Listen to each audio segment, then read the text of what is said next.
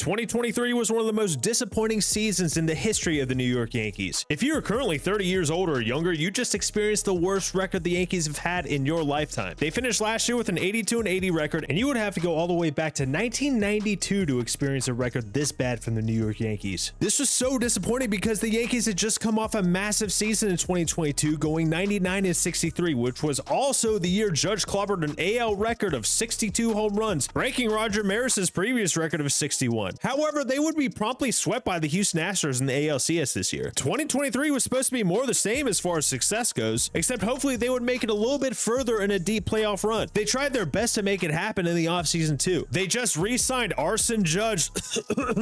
they just re-signed Aaron Judge to a mega deal worth $360 million over 9 years. They also signed Carlos Rodon to a 6-year, $162 million deal to be part of their starting rotation, and he was coming off a year where he finished 6th in the Cy Young voting. The rotation would take a hit after they lost Jameson Taillon and they traded away Jordan Montgomery, who both had solid years for the Yankees. But Rodon would be a great start to replacing their production in 2023, or so they thought. They also had some ammunition in the minors that were on their way up. Anthony Volpe would be the new starting shortstop going into 2023, and he also happened to be the number 5th ranked prospect in all of baseball at the time, so the hype surrounding him was already there. Jason Dominguez was also potentially going to get a chance to make an impact at the big league level in 2023. All in all, things were looking like the Yankees would pick it back up in 2023. So what went wrong? In 2022, the Yankees starting pitching was 4th in all of baseball in ERA, as well as top 10 in FIP and starting pitcher wins above replacement. And in 2023, the Yankees starters were 18th in all of baseball in ERA, 19th overall in FIP, and only 20th in wins above replacement. And this is with Garrett Cole winning the Cy Young this year. Outside of Garrett Cole, everyone else suffered massive regression. Carlos Rodon missed a ton of time due to injury, and when he was on the field, he was one of the worst pitchers in baseball. Luis Severino was one of the worst pitchers in baseball when he was on the mound as well. Domingo Germán was nothing special, even though he did throw a perfect game. I also can't think of another pitcher I would want less to throw a perfect game than Domingo Germán. Nestor Cortez also suffered massive regression and a ton of injuries this year. Basically, the only bright spots on the mound were Garrett Cole and Michael King, who was in the bullpen for most of the year. But when he did start, he was incredible. But the bullpen as a whole this year was really good, both in 2022 and 23. What about the offense though? In 2022, the Yankees ranked 3rd in baseball in WRC plus with 116, 2nd in wins above replacement, and 4th in OPS as a team. But in 2023, they were 19th in WRC plus as well as wins above replacement, and 24th in OPS as a team. Those are tremendous fall-offs. They basically went as far as Judge could take them on offense. That is not ideal, and also not ideal that Judge missed about 2 months of the season, but despite that, he still had a hell of a year, but no one else did. The only 2 regulars in that lineup that had an OPS plus over 100 were Judge and Gleyber Torres. Anthony Rizzo had a down year, and he even played like weeks or even a couple months with a concussion. Stanton just had his worst year. Volpe had a very decent rookie year, but despite having a 2020 season,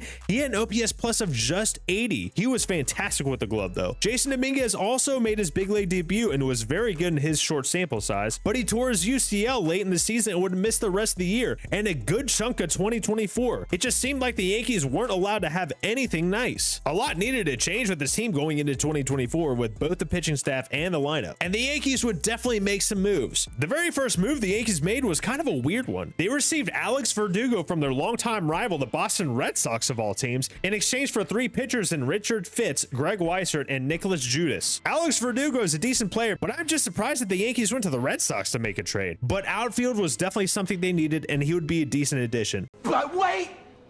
There's more! The very next day, the Yankees would land Juan Soto, as well as Trent Grisham from the Padres for Michael King, Kyle Higashioka, Johnny Brito, top pitching prospect Drew Thorpe, and Randy Vasquez. This was the biggest trade of the offseason. Almost want to say the biggest move in general of the offseason, but there's another guy out west that had a pretty wild move as well. This trade was huge for the Yankees. We all know what kind of impact Juan Soto has in the lineup. He's just a generational talent. With Juan Soto slated to be a free agent at the end of 2024, this means that the Yankees want to win now, and with Aaron Judge and Juan Soto on the same team, that makes them arguably the most fearsome 1-2 punch in a lineup. The Yankees would also sign all-star Marcus Stroman to a 2-year deal to be part of their rotation in 2024. So they were coming into spring training with a new and improved lineup. They no longer needed to depend on guys like Harrison Bader and Oswaldo Cabrera to be main parts of their outfield, and they addressed some of what they were missing in the rotation with Marcus Stroman. This goes without saying, but they are also looking for major bounce back years from guys like Stanton and especially Carlos Rodon. And with all this said, how are the Yankees doing so far in 2024? Well, things are going extremely well for them right now. At the time of recording, they are 44-19 and tied with the Phillies for the best record in baseball. They have a positive 115 run differential and have not lost more than 3 games in a row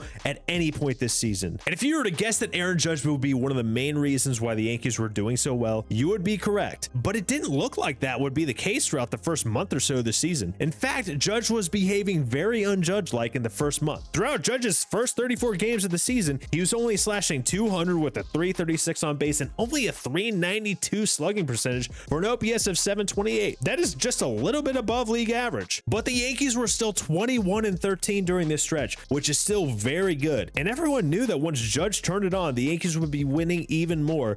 And my God, did he turn it on. Since his first 34 games, he is hitting .410 with a 528 on base and a 1010 slugging percentage for an OPS of 1538 with 15 home runs, 13 doubles, and a triple. Yes, your ears are working just fine. That is an insane level of production over a full month, and the Yankees have gone 23-6 during this stretch. We all know Judge can carry a team, but who else is contributing to the Yankees' success right now? Juan Soto has been every bit as good as Aaron Judge, and he was a big reason why the Yankees were successful while he was struggling. He's hitting .319 with a 422 on base and a 605 slugging for an OPS over 1,000 with 17 home runs. He has been better than advertised after being traded for, and he is currently on pace for a career high in home runs as well as a career high in OPS and OPS plus in seasons that weren't the COVID season. This was definitely needed for the Yankees, who gave up quite a haul for only one guaranteed year of Juan Soto. They need to try to sign him back in the offseason. He is just so good for them,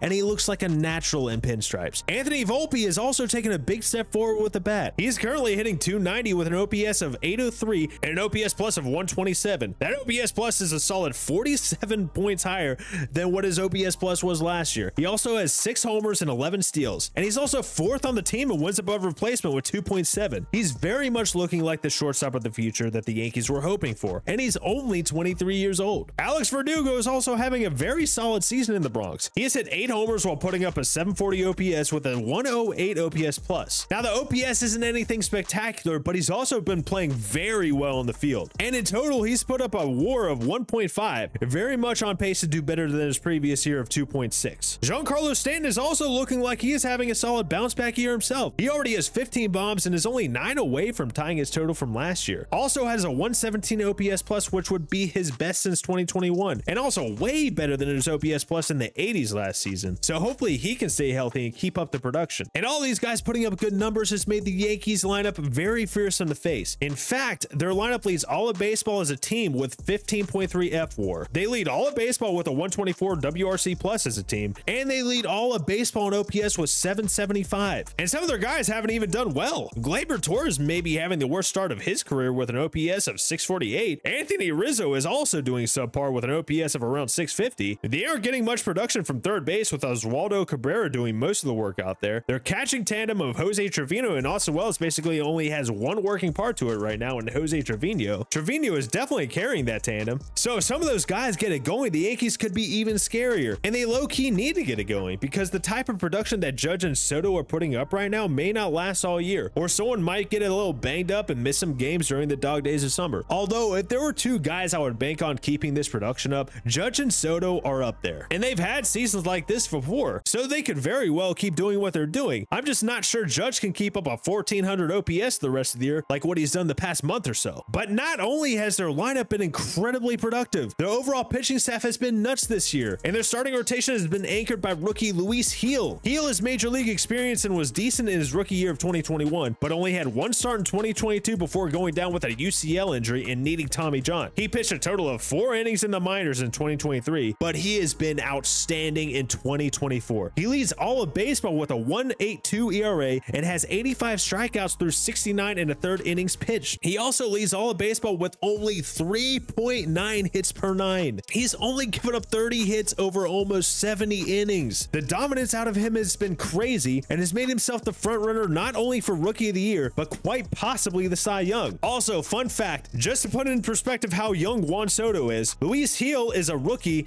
and he is older than Juan Soto, which is nuts. nuts. I just want to throw that little tidbit in there. But Luis Gil has not been the only one that has been shoving for the Yankees. Marcus Stroman has a 2.73 ERA through 12 starts. He's been a very good pickup for them this year. Carlos Rodon has appeared to have a bounce back after last year. He has a 3.08 ERA through 13 starts. Although those two might have a bit of regression, Rodon's FIP is sitting at a 4.22 with Stroman's FIP sitting at a 4.44, but they've gotten results so far, so we'll see if they can keep it up. Nestor Cortez has also bounced back significantly so far, having a 3.46 ERA through 13 starts. Even Clark Schmidt has been fantastic through 11 starts with a 2.52 ERA. He had an ERA over 6 last year, but he did just go on the injured list with a lat strain. Hopefully it's not that serious and he'll be able to come back relatively quickly. The rotation has been massive for their success and their bullpen has been very good as well. They rank 12th in all of baseball in FIP, but they are second in all of baseball in ERA. They've been a little bit lucky, but they've still gotten great results. Oh, one thing I almost forgot. The New York Yankees are doing all of this without reigning Cy Young winner Garrett Cole. The Yankees' best pitcher hasn't even thrown a single pitch this year. In spring training, they had to shut down Cole because of shoulder issues and found out that they would miss him for a couple months. Their pitching staff has picked it up since he's been gone, but Cole is on his way back. He just had his first rehab start where he threw 3 1/3 innings with 5 strikeouts, only giving up 2 hits. So the Yankees have help on the way. Jason Dominguez can also be back up at some point this year. I'm not sure where they would play him right this second, but that's a very good problem to have. With this team firing on all cylinders right now, does this make them a World Series favorites? I think it's safe to say that they are at least one of the favorites. I think the other favorite in the American League could be the Baltimore Orioles. They're only a couple of games behind the Yankees in the standings. Also have a couple powerhouses in the National League that are pummeling the competition in the Dodgers, but mostly the Phillies, who are tied with the Yankees for the best record in baseball. But one of the things we've all learned over the past couple of seasons is that baseball is a weird sport. It is unpredictable and no one knows what's going to happen. Just take a look at the World Series from last year. I don't think anyone called the Arizona Diamondbacks and the Texas Rangers World Series favorites last year, especially not the Diamondbacks. But right now, the Yankees are in a great spot to go all the way to the World Series and potentially win it all.